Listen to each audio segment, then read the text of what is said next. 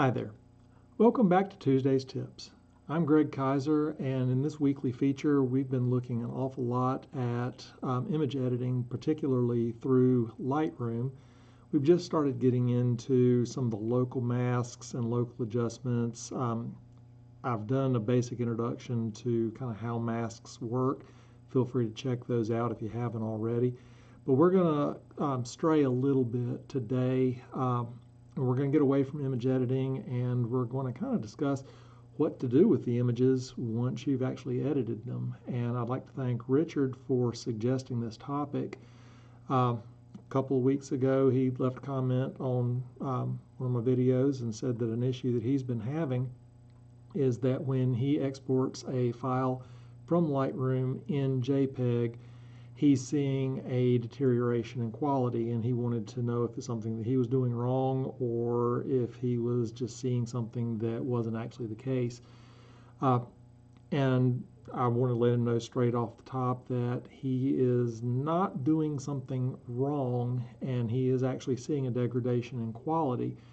But there's a lot that kind of goes into that, and he asked, what can he do to get higher quality exports, especially when dealing with a lower resolution file. So that's what we're going to talk about this week, and I'm not going to get too in-depth because honestly, I don't know the ins and outs. I know what works for me and what works for my workflow and my needs and what I'm happy with. You might have a better option. You might be like Richard and like I was not that long ago when I realized that there is an issue with exporting a lower resolution file in Lightroom. Because I don't know exactly what Richard is dealing with, I'm not going to use him as an example, but I will use my experience as an example. What I will do typically is I will have a master file, which is an edited file that I save as a Tiff format. That's tagged image file format, and it's lossless. There's no compression, 100% quality. I love my Tiff files and swear by them. However, there are times that I need to do JPEGs. And there are times that, especially for clients, I like to supply them with a web resolution JPEG image. For the longest time, I'd been doing that through Photoshop because I tagged my website on the bottoms of the pictures just for easy identification and that sort of thing. So it was never really an issue. But I did do some exporting for a client probably a year and a half, 2 years ago. And I realized that there was actually some banding where the color gradations are not really smooth, and there was a significant loss in quality. Edges were not as sharp.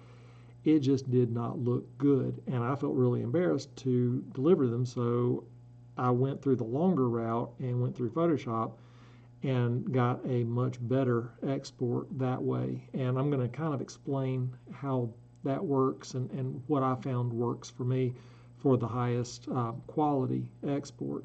But just to give you some basic numbers here, because I'm going to be looking at one specific picture, that way we can see where the file size comes into play with easy comparison, because each picture is going to be a little bit different depending on things like detail, contrast, colors, that sort of thing.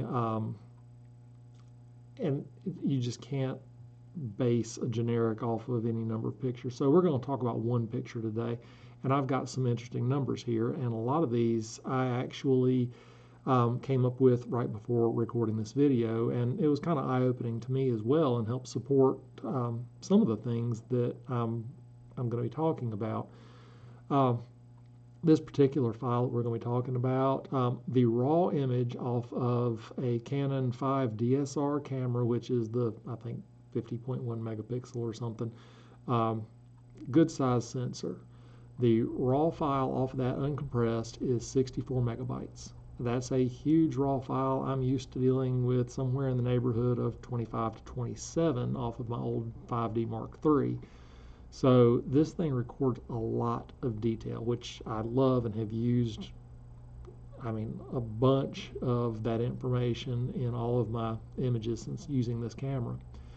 Uh, that 64 megabyte image in RAW, when edited and saved as a Tiff file, which again is lossless and has no compression, comes out to 288 megabytes. That's the size file that I am dealing with on this particular image, and that is my full-size master high-resolution file that I will personally print from, that I will send to a print shop to print from, but it is not what I will deliver to my clients. Obviously, I want to give them something a little bit more manageable. So I will do JPEG deliveries for them, full resolution, and I will use JPEG for online stuff. Now, the biggest difference between Tiff and JPEG is Tiff, like I said, is a lossless, no compression format. JPEG, on the other end, has compression. Even if you say, I don't want it compressed, there is a certain amount of compression with a JPEG file.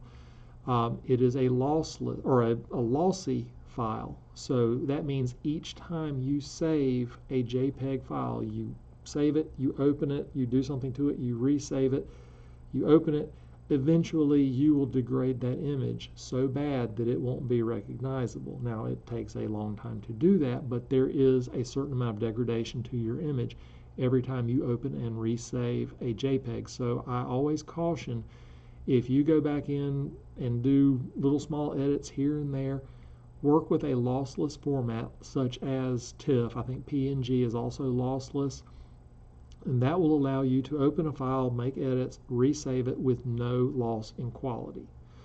JPEG will give you that loss. JPEG is also going to be an 8-bit realm as opposed to RAW and TIFF and PNG, which are 16 bits. And for those that don't realize what that is or don't know what that is the bit depth, and that's the amount of colors and gradations that can be recorded in a file type. So if you have 16-bit, and arguably our cameras, the one that I'm shooting on specifically, will max out at 14 bits. Medium format will get into 16 plus bit, so you get a lot more color information. I'm working with 14-bit. Chances are you're working with 14-bit also. But when we save in a 16-bit environment, we're keeping all of that color information, all those gradations. But then when we change that up and we save to an 8-bit JPEG, we are losing some of that color information. So again, that's another compression. My full-size JPEGs, and this was something that was interesting to me. Lightroom will save a full-size JPEG off of this same image we're talking about at 38.6 megabytes. So about half of what a RAW file is for a full-size JPEG. That's great for storage, but again, we're looking at a difference between 8-bit and 16-bit, compressed, not compressed. But what opened my eyes was in Photoshop doing just the same exporting high quality JPEG, no compression or anything, it comes out at 37.8. So Photoshop is already giving us a slightly smaller file size, but with the same compression. What that tells me is Photoshop might be a little bit more efficient at converting these files to JPEG than Lightroom, because we're looking at the difference between 38 or 37.8 megabytes in Photoshop and 38.6, almost a megabyte difference. It's insignificant, but they're both Adobe products and they're exporting at two different file sizes for full-size JPEG. So just keep that in mind. Now, I mentioned that I do a web-sized version for my own use, for my website, for social media and that sort of thing. And I'll resize the image to 1300 pixels on the long side, and then I will reduce the image size, the file size, down to 200 kilobytes. That's my target size for the file to make everything load nice and easy and that sort of thing. I can do it in Photoshop. In this particular photo we'll be talking about, it's at a 30% compression on JPEG. So it's a significant compression. But it comes out, and short of maybe just a little bit of detail where there's subtle gradations in like a sky, you really can't see a degradation in quality. There is some there, but I'm also throwing away 70% of that image size. So I'm okay with that, and putting it online, the size that's going to be looked at, it's not that big a deal.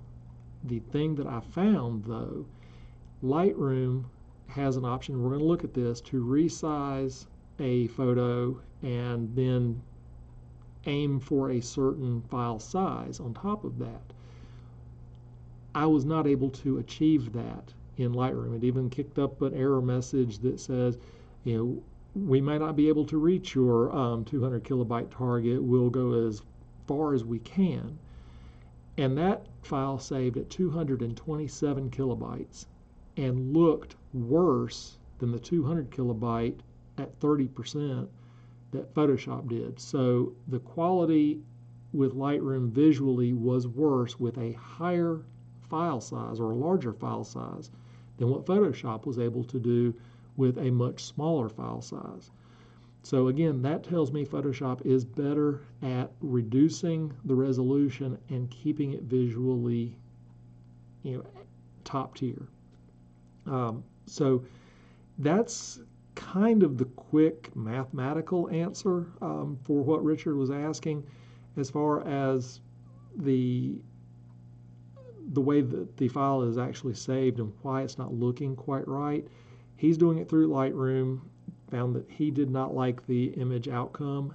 I found the same thing when I started trying to apply any kind of reduction in resolution. It looked worse through Lightroom. Photoshop much better able to handle it. Full-size JPEG, I don't really see any difference. The file sizes are very similar. But again, I don't think Lightroom is handling the conversion as well as Photoshop. So let's go ahead and go into Lightroom, and we are going to look at a couple of things here. Now here's the picture that I was talking about. It was shot just a few days ago here locally. I've worked it, I've exported it, everything's needed to be done to it has been done, but we're going to look at the exporting. And if you'll notice, up here at the top, I'm usually in develop on these videos, but today I'm in library, and that's where you do all your importing and exporting. So when you are in the library module and you've got your picture up, it's highlighted down on the film strip, and you can do batch exports on all these. You just highlight however many that you want down at the bottom and go for it. We'll talk about just the single image today, and we're going to go into export. So that's going to bring up this dialog box right here, and basically we're exporting to a hard drive. Gives a location here. I've got it set up for a specific folder because I have a kind of complex filing system. It's different than most. I don't know anybody else that uses a filing system like this. It is from way back in the day when I started photography, long before Lightroom, and I still use this system today. It works. I can recall the images easy enough. But we've got a folder here. You can go and browse on your machine, find out which specific folder, but once you have done that, if you do this little arrow, you'll get all the different folders here that will show you places that you have saved in the past. So I've got all my standalone hard drives and everything, so I can go in and just save everywhere I need to save.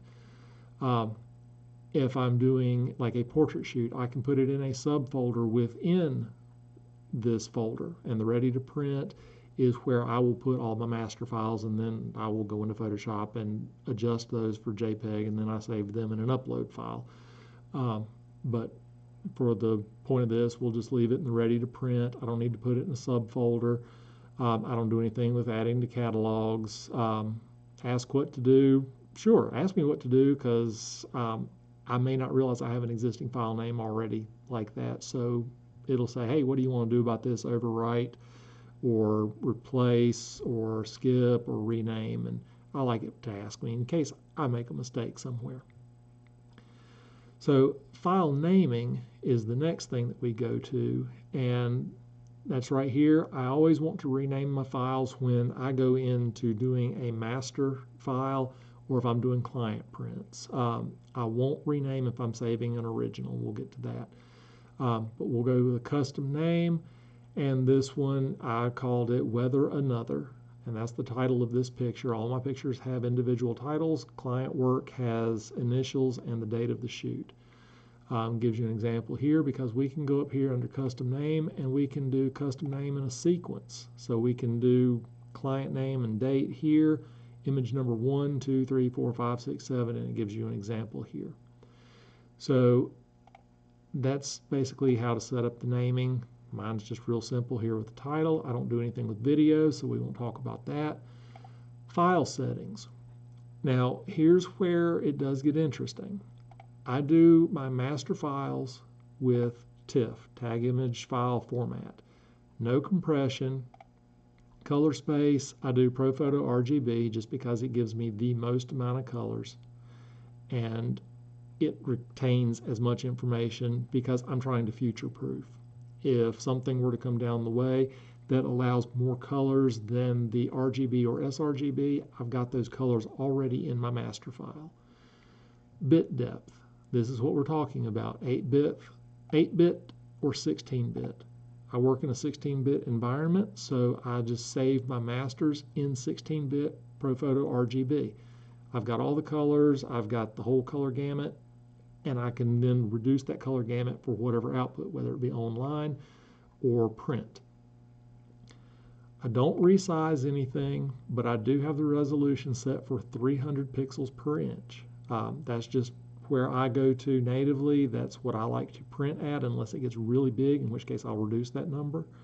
But for most printing, I like to be at 300, so I go ahead and save the master at 300. I'm ready to print at that point. Sharpening, I do a sharpening as we've talked about here in Lightroom. I also do a final sharpening for output in Photoshop.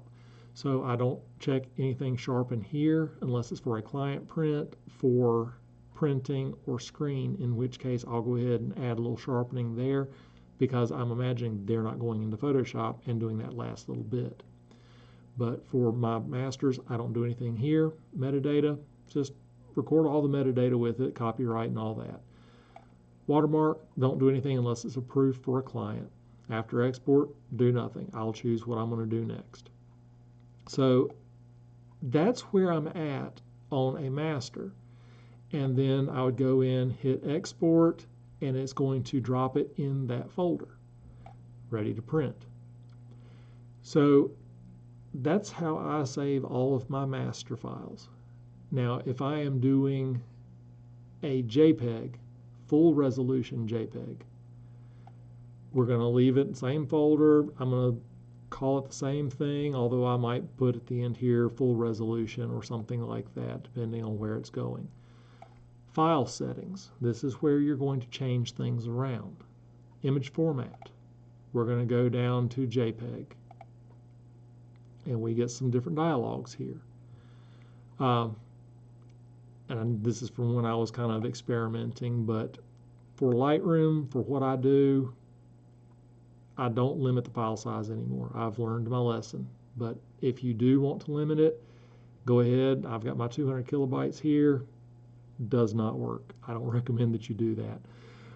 Color space. You can leave it here without a problem, but monitors generally are going to be in the sRGB color space. Printing is either going to be RGB or sRGB. So generally, if I'm doing a JPEG, it's for screen or for a client, and I want to make sure it is the most usable image. So at that point, I'm going to come down here to sRGB, which is just a smaller gamut than regular RGB, and it usually affects more greens than anything. But we'll go ahead and do sRGB here. So that way, it's going to display correctly on any screen. It's going to display correctly for print output. Depends on who you have printing. My printer, I can just send them a Tiff file in Pro RGB, and everything is wonderful. Have no problems. But for simplicity, for client stuff, for online, I do the sRGB. HDR output, this is something that is new with Lightroom. I think back in December. It only works for HDR monitors. It does not count for printing. It does not count for 90% or probably more of the world viewing this on a monitor. I'm not worrying about HDR output until print comes out to HDR, and I don't think that'll ever happen because it just expands the brighter areas, and that's great if you have the high definition monitor, but I don't, so I can't even edit it that way. And even if I did, I would still do a non-HDR output for my website so people could see it, understand it for print. So I'd end up with two working files, and I don't need that. I don't need the HDR output just so I can look at it on screen.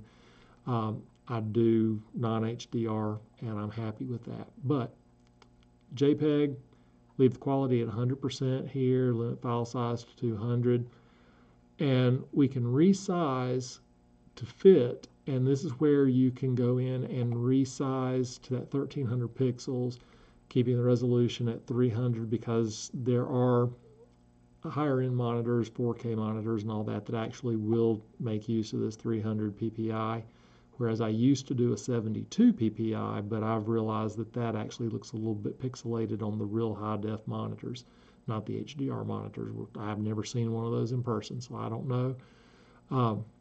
But you can resize. I don't necessarily suggest that you do a lot of this unless you are keeping it just at 100% and you just need to resize it for a specific output. This comes out okay.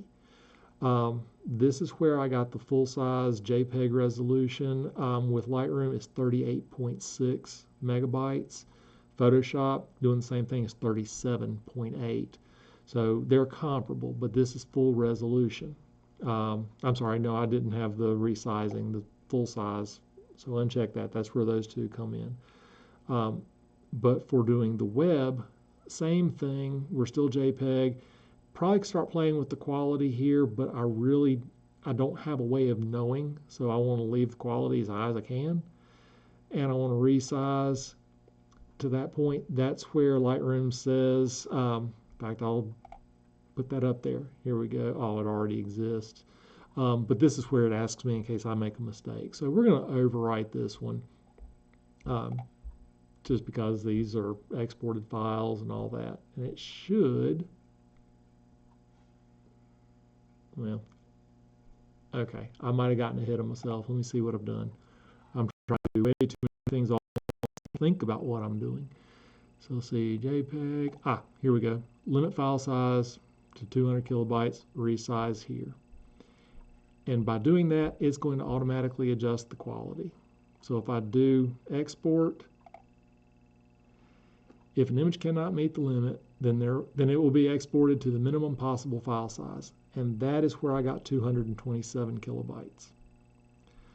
So that wasn't going to match with what I needed it to do. So that was going to be a problem. Now, if you are needing to sharpen for output here in Lightroom, you can go ahead and do screen, or you can do for print, matte, or glossy paper. And it does help if you know which paper you're going to be working with. You can change the amount. This mainly I just use for client work if I'm sending them digital images. And I'll go ahead and get all this worked out ahead of time, and I will sharpen for what they need, just as kind of a generic. I've got my own sharpening process in Photoshop for my print work that works for me. Watermarking, we can do that for proofs. But that is kind of how we go through and export here in Lightroom. So I'll cancel out of that, and we're going to move into Photoshop. And again, same picture. And we're not even worrying about the edit or anything at all on this. But if you'll notice down here, when I brought it in, this is off of my master file, off of that Tiff file. We're still in ProPhoto, RGB, 16 bits. So this is the space that I'm working in. So when it comes time to resize, what I'm essentially doing is I go up to Image, Resize, put in my width in pixels. It's going to automatically, because of this lock here, adjust the height so it keeps the ratio correct. I still want to keep this 300 pixels per inch. We're going to leave resample it automatic because we're downsizing. If I am up-resing an image for print, say I need to print this thing at 60 inches wide, I'd come over here and I'd do Preserve Details 2.0. And that has worked perfectly well for me. Every time I've used it, no matter how big the output, Photoshop does a really good job with that. But that's outside of the scope of what we're talking about today. So we're resizing here, 13 pixels by 867, 300 DPI. And it's showing here the image size is going to drop down to 6.45 megabytes, whereas it was 287.9. So there we've made it smaller. And we'll go over here to File. And there's a couple of ways of doing this.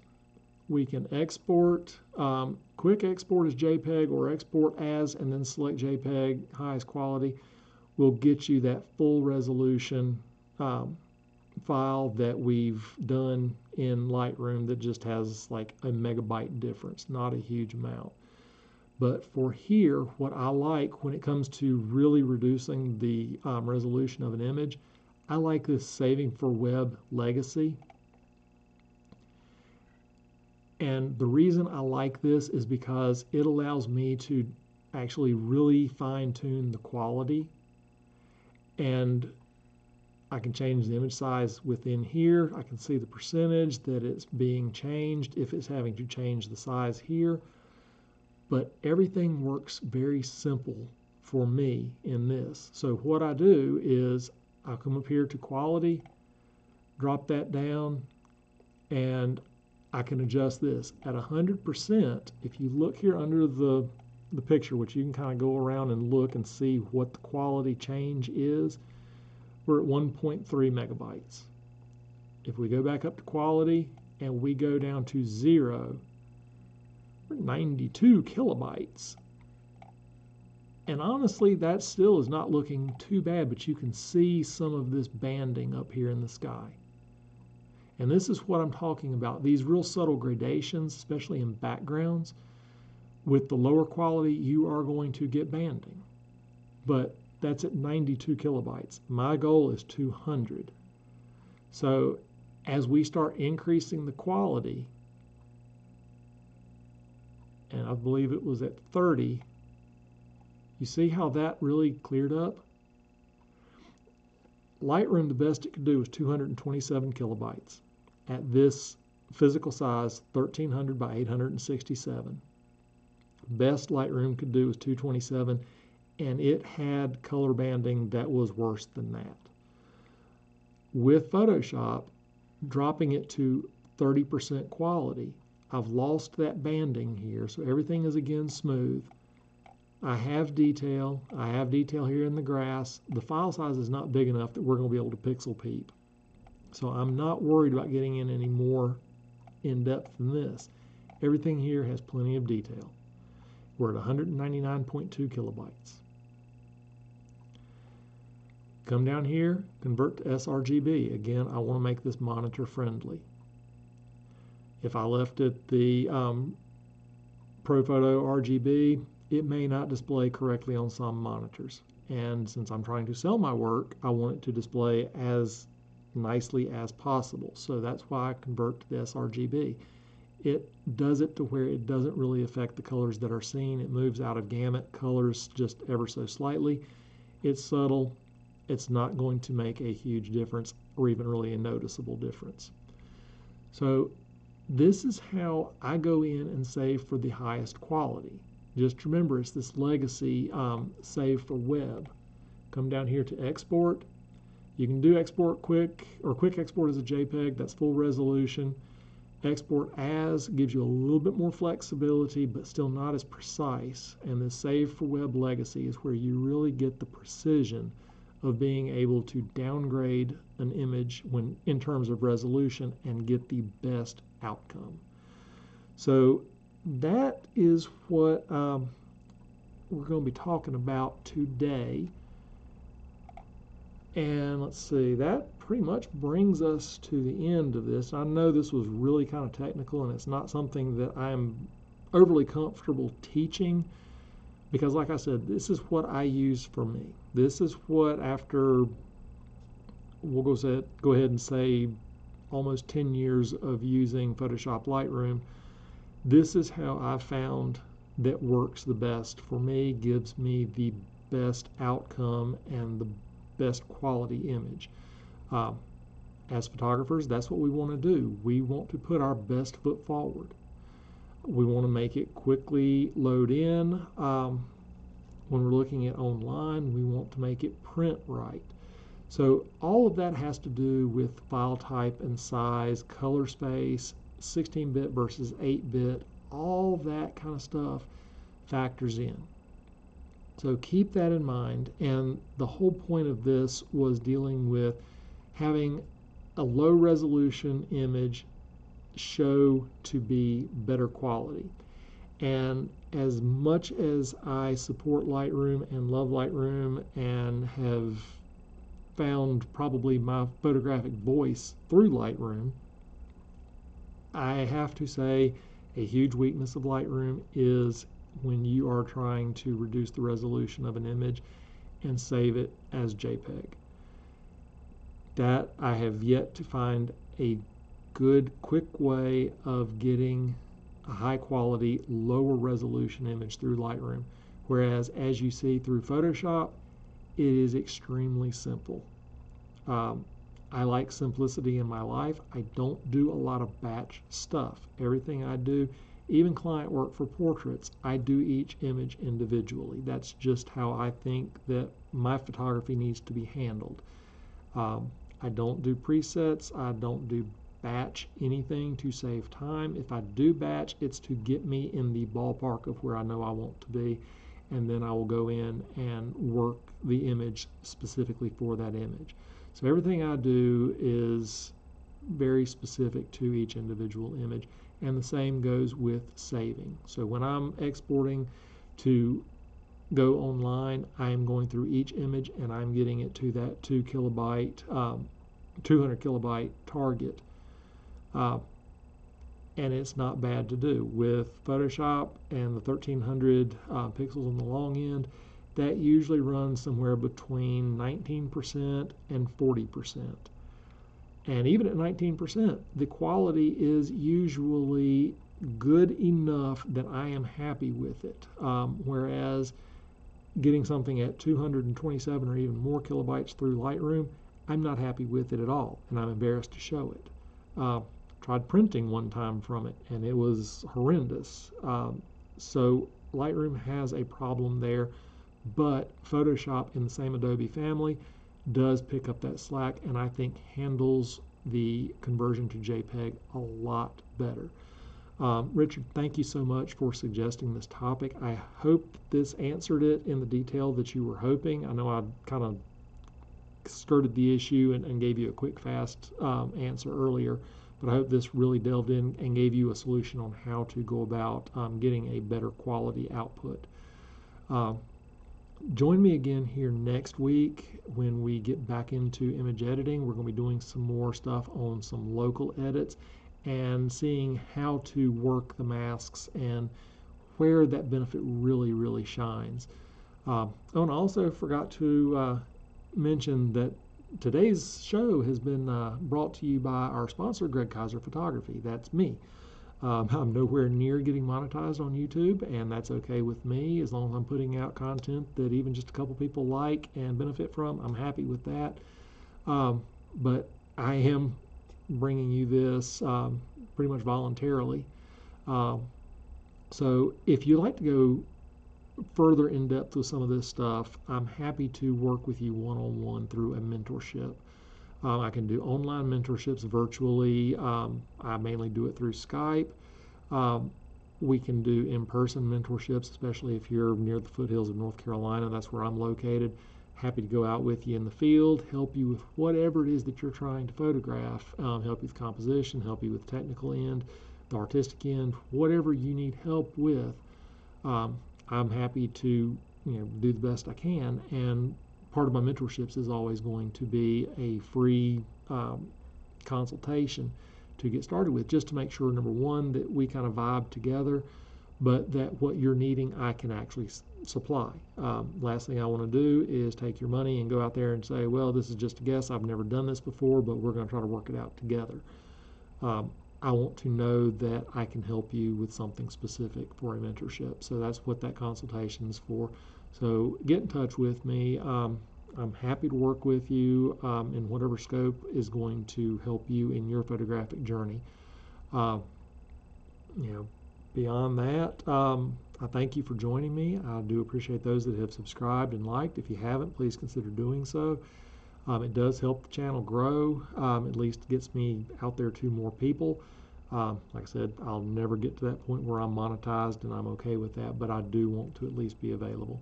So thank you for joining me, and we will see you again here next week for our next Tuesday's tips. So in the meantime, happy shooting, happy editing. Thank you so much. Bye-bye.